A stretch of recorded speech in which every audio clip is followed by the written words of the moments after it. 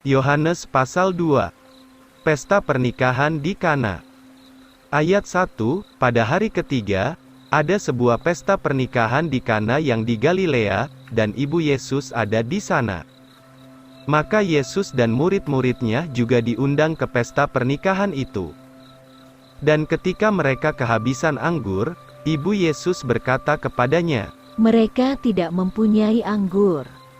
Yesus berkata kepadanya, "Hai perempuan, apakah sangkut pautku dengan engkau, saatku belum tiba?"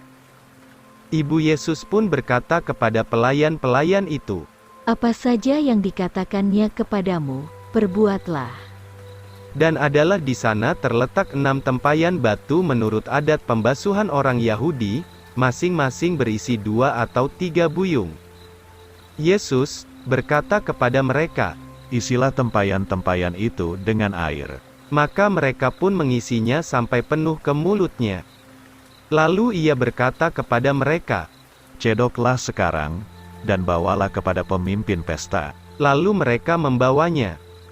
Sesudah pemimpin pesta itu mencicipi air yang sudah menjadi anggur itu, ia tidak mengetahui dari mana datangnya, tetapi pelayan-pelayan yang mencedok air itu mengetahuinya. Pemimpin pesta itu pun memanggil mempelai laki-laki itu. Dan ia berkata kepadanya, "Setiap orang, pada permulaannya menghidangkan anggur yang baik, dan sesudah orang-orang puas minum, barulah yang jelek, tetapi engkau menyimpan anggur yang baik sampai sekarang." Inilah permulaan dari tanda-tanda ajaib yang diperbuat Yesus di Kana, yang di Galilea, dan ia menyatakan kemuliaannya. Maka murid-muridnya pun percayalah kepadanya. Yesus di Kapernaum. Ayat 12, setelah itu ia turun ke Kapernaum dengan ibunya, dan saudara-saudaranya dan murid-muridnya, dan mereka tinggal di sana hanya beberapa hari.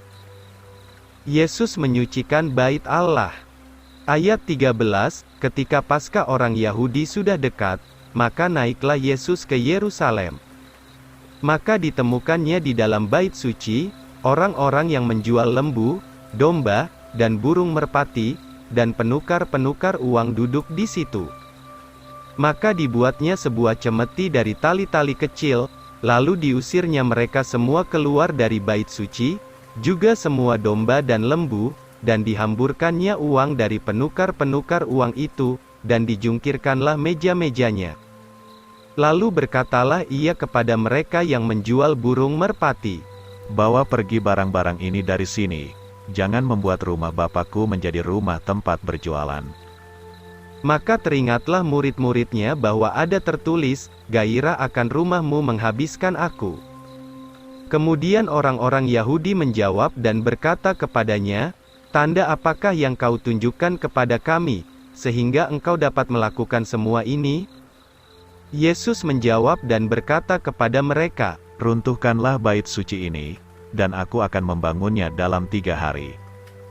Kemudian orang-orang itu berkata, 46 tahun lamanya bait suci ini dibangun, dan engkau hendak membangunnya dalam 3 hari? Tetapi ia mengatakan dari hal bait tubuhnya sendiri.